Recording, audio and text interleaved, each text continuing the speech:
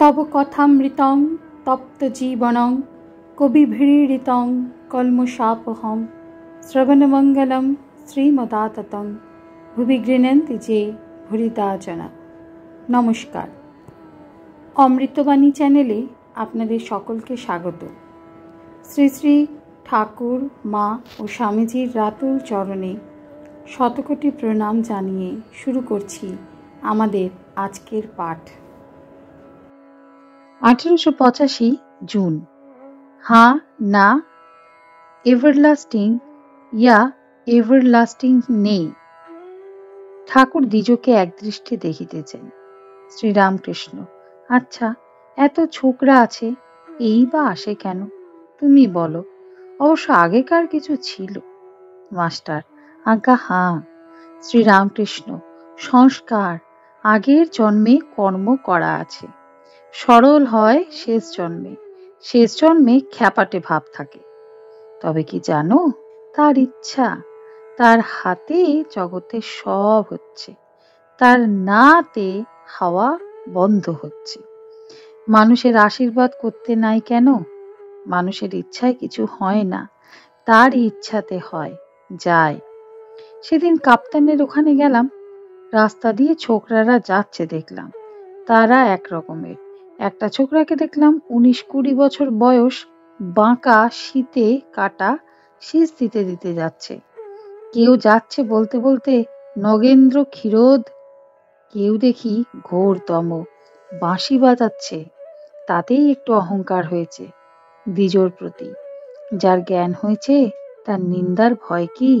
তার কুটস্থ বুদ্ধি, কামারের নেয়াই, তার উপর কত হাতুড়ির ঘা পড়েছে, কিছুতেই কিছু হয় না।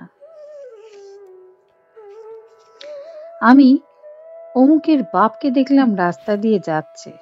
মাস্টার: লোকটি বেশ সরল।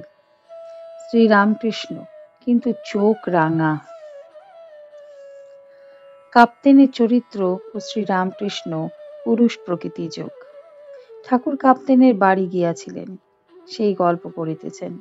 যেসব ছেলেরা ঠাকুরের কাছে আসে, কাপ্তেন তাহাদের নিন্দা করিয়াছিলেন।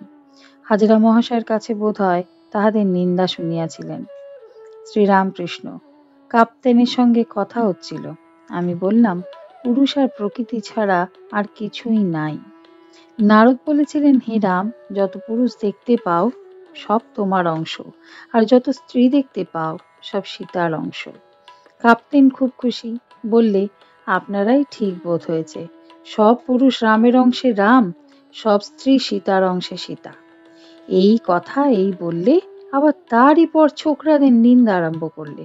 বলে, ওরা ইংরেজি পড়ে, যা তা খায়, ওরা তোমার কাছে সর্বদা যায়, সে ভালো নয়, ওতে তোমার খারাপ হতে পারে। হাজরা যা একটি লোক, খুব লোক, ওদের অত যেতে দেবেন না। আমি প্রথমে বললাম, যায় তা কি করি? তারপর প্যান থেতলে দিলাম।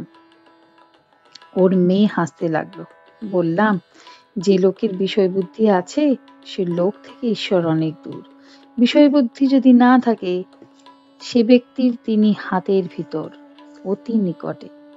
কাপ্তেন রাখালের কথাই বলে যে ও সকালে সকলের বাড়িতে খায়, বুঝি হাজরার কাছে শুনেছে। তখন বললাম, লোকে হাজরার তপজপ করুক, যদি বিষয় বুদ্ধি থাকে তাহলে কিছুই হবে না। আর শূকর মাংস খেয়ে যদি ঈশ্বরে মন থাকে, সে ব্যক্তি ধন্য, তার ক্রমে ঈশ্বর লাভ হবেই। হাজরা এত তপজপ করে, কিন্তু ওর মধ্যে দালালি করবে, এই চেষ্টায় থাকে। তখন কাপ্তেন বলে, হ্যাঁ, তাও বাত ঠিক হয়। তারপরে আমি বললাম, এই তুমি বললে সব পুরুষ রামের অংশে রাম, সব স্ত্রী সীতার অংশে সীতা, আবার এখন এমন কথা বলছো? কাপ্তেন বললে, তা তো, কিন্তু তুমি সকলকে তো ভালোবাসো না।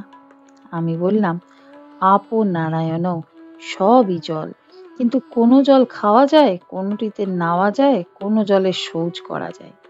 এই যে তোমার মাগ মেয়ে বসে আছে, আমি দেখছি সাক্ষাৎ আনন্দময়ী। কাপ্তেন তখন বলতে লাগলো, হাঁ হাঁ হাঁ, ও ঠিক হয়। তখন আবার আমায় পায়ে ধরতে যায়। এই বলিয়া ঠাকুর হাসিতে লাগিলেন।